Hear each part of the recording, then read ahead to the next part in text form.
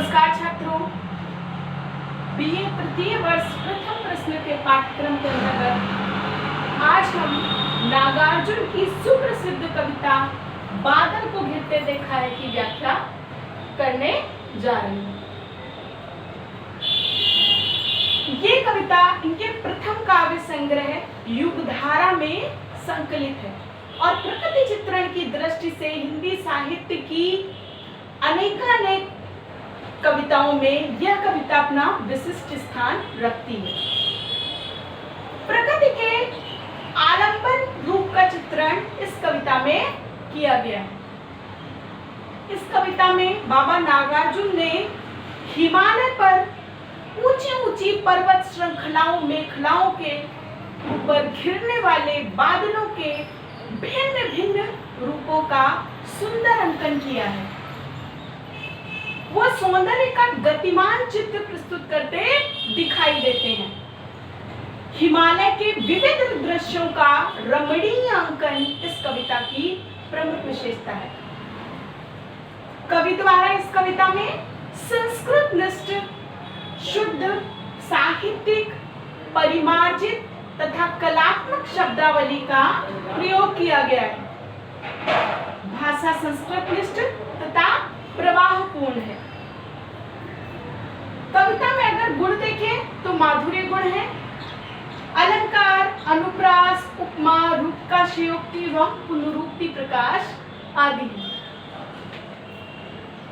बिंब विधान तथा चित्रात्मकता इस कविता के भाषा सौंदर्य में अभिव्यक्ति करते दिखाई देते हैं। प्रस्तुत कविता में कवि ने कालिदास के मेघदूत तथा किन्नर प्रदेश की दंत कथाओं का भी आश्रय लिया है। प्रस्तुत कविता में सौंदर्य के गतिमान चित्र को सिद्धहस्तता के साथ उभारा गया। चलिए देखते हैं कविता। कवि नागार्जुन बादल के सुंदर स्वरूप का वर्णन करते हुए कहते हैं, अमल धवल गिरि के शिखरों पर बादल को गिरते देखा है। अमल यानी स्वच्छ साफ। हिमालय के ऊंची ऊंची पर्वत श्रृंखलाओं पर श्वेत एवं स्वच्छ बादलों को घिरते हुए मैंने देखा है। नागार्जुन कहते हैं कि उसके छोटे छोटे मोती जैसे उसके शीतल तुहिन कणों को मान सरोवर के उन स्वर्णिम कमलों पर गिरते देखा है। नागार्जुन कहते हैं कि बादल ओस की बूंदों के रूप में मान सरोवर के स्वर्ण कमलों के ऊपर गिरता है तो उसकी आभा मोतियों जैसी प्रतीत होती है। मैंने हिमालय के उन ऊंची श्रृंखलाओं पर बादलों को घिरते हुए देखा है। नागार्जुन कहते हैं, तुंग हिमालय के कंधों पर छोटी बड़ी कई झीलें हैं। उनके श्यामल नील सलिल में समतल देशों से आकर तिक्त मधुर विष तंतु खोजते हंसों को तिरते देखा है, बादल को गिरते देखा है। नागार्जुन बता रहे हैं कि ऊंचे हिमालय के कंधों पर अर्थात उनके बगल से चोटियों के समानांतर बहने वाली छोटी और बड़ी कई झीलें हैं, अनगिनत झीलें हैं जो हिमालय से निकलती हैं और उनके श्यामल अर्थात सांवले काले और नीले रंग के जल प्रवाह में समतल देश यानी मैदानी प्रदेशों में पावस वर्षा काल की उमस से आकुल होकर व्याकुल होकर के कई पक्षियों को मैंने देखा है जो कि यहाँ के निर्मल श्यामल और नील सलिल में तिक्त मधुर यानी कटु और भिन्न भिन्न स्वाद के कीड़े मकोड़ों को ढूंढते हैं, उनको अपना आहार बनाते हैं। उन तैरने वाले हंसों को मैंने देखा है, बादल को गिरते देखा है। अर्थात ये सभी को पता है कि ग्रीष्म और पावस ऋतु में समतल देशों से पक्षी जो है वो हिमालय के पर्वतीय प्रदेश पर चले जाते हैं और वहाँ शीतलता का अनुभव करते हैं और वहां की सुंदर झीलों में अपने आहार को खोजते हुए रमण के साथ विहार करते घूमते हैं। अब अन्य शब्द चित्र देखें। ऋतु बसंत का सुप्रभात था, मंद मंद था अनिल बह रहा। बसंत ऋतु के बादलों के सौंदर्य का चित्रण करते हुए नागार्जुन कह रहे हैं कि ऋतु बसंत का सुप्रभात था, अर्थात प्रातः काल हुआ ही था, और मंद मंद था अनिल बह रहा। और अनिल अर्थात शीतल, मंद, सुगंध, इन तीनों गुणों को रखने वाला रचा बसा हुआ वायु जो है वो प्रवाहित हो रहा था। बालारुण की मृदु किरणें थी। सूर्य जो है वो तेज, प्रखर तेज रश्मियों वाला नहीं था, बल्कि बालारुण, बाल अरुण, लाल लाल सूर्य का मृदु बिंब जो था वो किरणें भी मृदु ही छोड़ रहा था। अर्थात सूर्य की किरणें कठोर नहीं थी, तीव्र नहीं थी, प्रखर नहीं थी, बल्कि मृदु मृदु किरणें चारों ओर के वातावरण को शीतलता से भर रही थी। अगल बगल स्वर्णाभ शिखर से एक दूसरे से विरहित थे। पर्वत के भिन्न भिन्न चोटियों पर जिन पर सूर्य की मृदु किरणें पड़ रही थी, तो वो सुनहरी आभा से संयुक्त हो रहे थे, और उन्हीं पर्वत शिखरों पर सारी रात ही के चिर अभिशापित बेबस उन चकवा चकवी का बंद हुआ फिर क्रंदन उनमें। उस महान सरोवर के तीरे शैवालों की हरी दरी पर प्रणय कलह छिड़ते देखा है, बादल को घिरते देखा है। अब कवि कह रहा है कि दो स्वर्णाभ शिखर वाले ऊंची ऊंची पर्वत शिखरों पर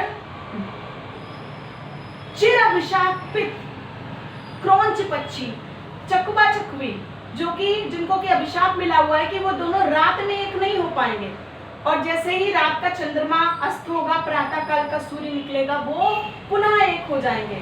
तो उन अभिशापित चकवा चकवी का क्रंदन बंद हो गया है, और उस महान सरोवर के नीचे शैवालों की हरी हरी घास पर उन दोनों का क्रंदन बंद होकर के आपस में प्रणय कलह यानी उनकी प्रेम लीला को प्रारंभ होते हुए मैंने देखा है, बादल को घिरते देखा है।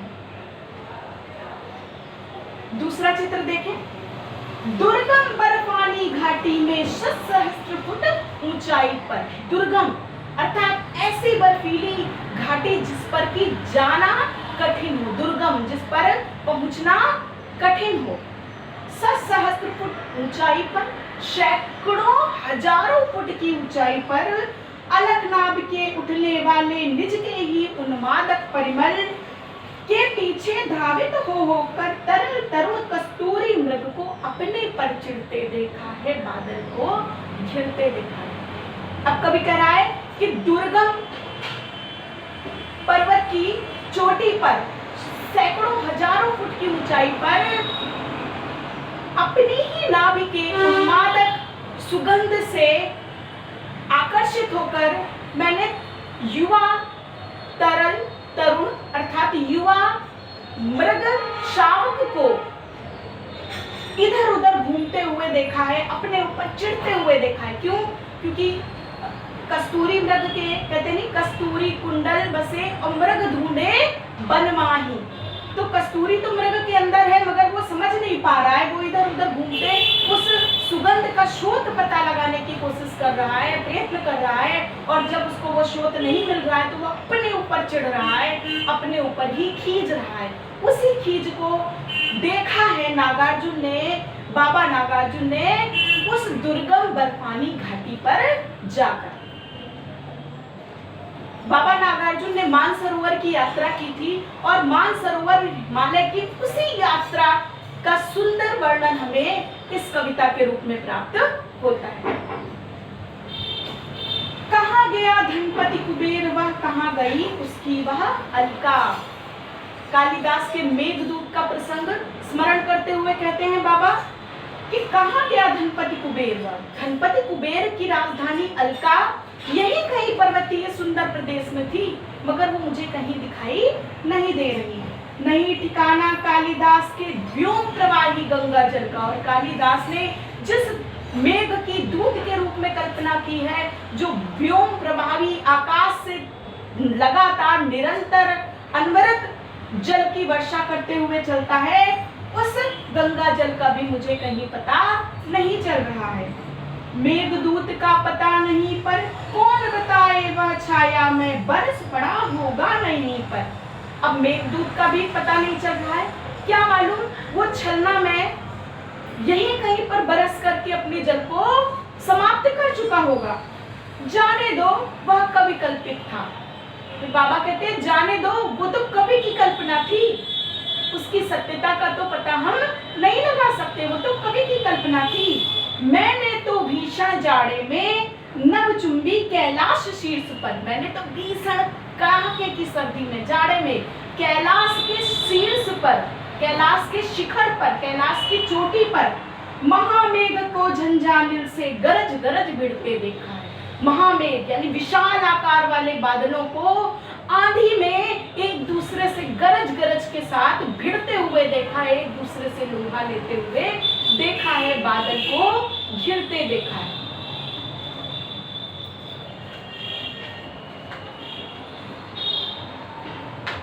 अगले शब्द चित्र में नागार्जुन कहते हैं किन्नर प्रदेश का वर्णन करते हैं। किन्नर और किन्नरियों की कथाएं प्रचलित हैं। कहते हैं कि उत्तरांचल के बिल्कुल ऊपरी शिखर पर किन्नर प्रदेश है, जहाँ पर यदि कोई सायंकाल के बाद वहाँ पर रहता है तो किन्नर किन्नरियों को यदि वो देख लेता है तो उसकी मानसिक अवस्था जो है वो सही नहीं रहती है, या कभी मतलब कई सारी जो है किंवदंतियाँ प्रचलित हैं। तो उन्हीं किंवदंतियों को भी नागार्जुन इस कविता में स्थान देते हुए कह रहे हैं कि शत शत निर्झर निर्झरणी कल मुखरित देवदार कानन में, कि सत सत सैकड़ों सैकड़ों झरने और सरिताओं का बहने का स्वर जो है वो देवदार के कानन में अर्थात जंगल में मुखरित हो रहा है, गूंज रहा है।